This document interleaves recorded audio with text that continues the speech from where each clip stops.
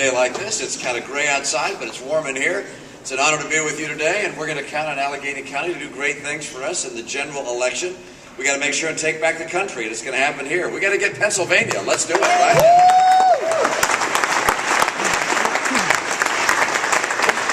We really do need to get Pennsylvania in play. You know that? I mean, we count on Ohio being a swing state. We have to win Florida, but Pennsylvania, we ought to be able to do it this time. You got a governor from here, right? From this county, and his leadership and the record that he's establishing in Pennsylvania, and people around the country looking at this state, seeing what's happening. I think the momentum is in our favor, and Mr. Chairman, where'd you go? I just want to make sure that you know you're responsible for delivering the White House to the Republican Party in 2012. Easy, right? Piece of cake. You know, I just want to say a couple of words, and then if you got some questions, it'd be fun just to talk amongst ourselves. But I think it's kind of an unusual thing we did as a nation in electing Barack Obama as president. And I say that because we didn't know him very well. That's right. You know, he hadn't any particular record. He hadn't been a leader of any kind in state government and at the federal level. He'd never really done anything of significance. He never worked in the private sector. And yet he spoke eloquently about bringing the country together in a new era in politics. And so he came into office. Some people wondered what would happen if we, elected a president that had no experience. Now we found out, right? And it's not very good. And by the way, what's happened internationally in foreign policy is probably even more damaging to the country long term than his mistakes domestically. And I know most of us don't spend a lot of time looking at what's happening internationally. Right now, when I go around the country, the questions I get are all about domestic policy. But internationally, I mean, the most recent decision, which is to fail in securing a status of force agreement with Iraq, and therefore we're pulling our troops out precipitously. This is after 10 years with about 4,500 lives lost by Americans and tens of thousands of men and women injured. He's pulling our troops out and putting at risk the victories we've won. It's an extraordinary failure. And the list goes on. His New START treaty, in my view, was a deal with the Russians, which on every dimension gives Russia a better deal than America. He was doing that, I think, to try and establish a relationship with Russia somehow. That hasn't worked out as he might have hoped. And of course, Iran continues to move towards nuclear weaponry. It's a remarkable record of failure. And then domestically, I mean, the president came in and he did not cause the recession, but he made it worse. And he didn't allow us to reboot out of the recession. Almost everything he did was wrong. And I'm asked now and then, well, why do you say that? Well, because my experience in business tells me that business can deal with bad news. That if the government does something or a competitor does something that's not helpful, well, you can deal with it. But when you can't deal with, what you can't deal with is uncertainty. And everything the president did increased uncertainty in the middle of a recession. Normally, you need to get small business and bankers to take risks and to begin allowing the economy to reboot. But what he did made it harder and harder for that to happen. And I point out, I think to create jobs, it helps to have had one. And I think it's time to have a president who's actually spent some time in the private sector and knows what it takes to get the economy going.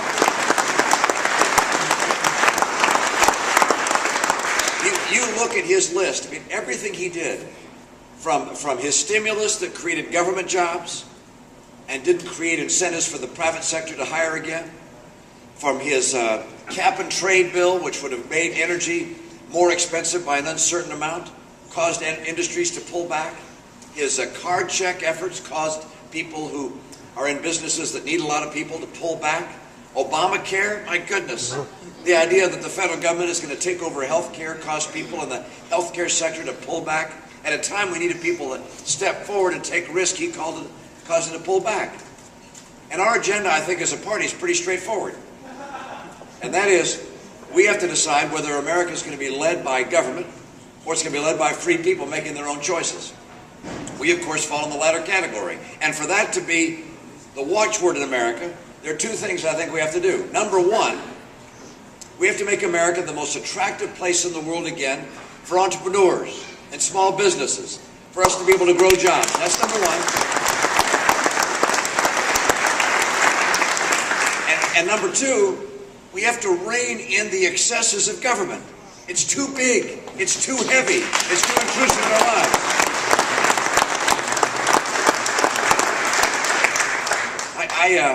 I just can't get over the fact that you've got a president who I think fundamentally believes that Europe got it right. That a government-dominated economy is the right way to go. Europe isn't working in Europe. It won't work here. And what we need to do is to return to the principles that made us such a powerful economic engine and put us to work in the first place. I mean, I look at this city. I mean, I've come here for a number of years. I used to work as a management consultant. I'd get here from time to time to see what was happening. This was when the steel industry was thriving and growing. And after the bankruptcies and the steel industry, in large measure, left or departed one way or the other, one wondered whether Pittsburgh would ever come back. It did. And it did thanks to the entrepreneurial spirit of the people of Pittsburgh, to innovation and technology, to new businesses, to new enterprises of all kinds. That's what America needs, that spirit of can-do and entrepreneurship. And I intend to bring that back to the country, because I fundamentally believe that we got it right in America, that freedom and free opportunity, free enterprise are the answer.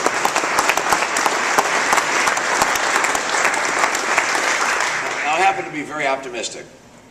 I'm optimistic about the future of the country. I believe we're a very patriotic people. We're creative, innovative, hardworking, the most productive workforce in the world. And by virtue of those things, I believe America's going to reboot and we're going to remain the great economic engine we've always been. But for that to happen, we're going to have people who believe in America, as we do in this room, who believe in freedom and opportunity, and who are willing to tell the truth to one another about the challenges we face and to step up to them. I mentioned that government is too big. The idea that we borrow 40 cents of every dollar we spend in government is simply unacceptable. We cannot continue to spend more money than we take in year after year after year. And that means we're going to have to cut back and tell the American people the truth about that.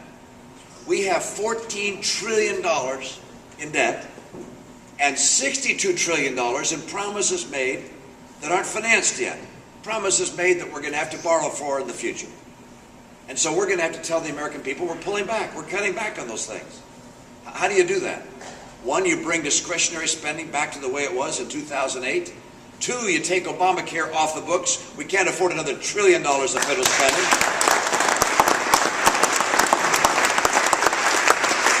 Three, you take Medicaid, turn it back to the states. The states are a better place to run programs than the federal government wherever that's possible. That's what the Constitution says. And four, I'd cut federal employment by at least 10%. And we'll do that through attrition. We're not going to go in and fire everybody, but we'll do it through attrition, and because we're baby boomers, why, you're going to find a lot of retirements over the next few years, and that will allow us to scale back the federal government. And one more thing that'll get us to a balanced budget, and that is we'll make sure that federal employees have the same compensation as their counterparts in the private sector. We should not... I just don't think it's right for taxpayers to have to foot the bill to pay people in government higher compensation than the taxpayers themselves are receiving. I want to say thanks to you today for coming together. I'm going to turn to you now for the interesting questions, but I want to tell you how much I appreciate the work of the Republican Party across the country. Activists like you are the reason we're going to be successful in 2012. The president has failed. The American people know it. When he put in place that stimulus I mentioned, he said he'd hold unemployment below 8%. If we let him borrow $787 billion. Well, it's 3 years later, and unemployment has not seen 8% since. We're at 9.1% nationally. And when he was inaugurated, he went on the Today Show. And they asked him, tell us about the future of the economy. He said this: if I can't get this economy to turn around in 3 years, why, I'll be looking at a one-term proposition. Well, we're here to collect. We're going to make it happen. Thanks, you guys.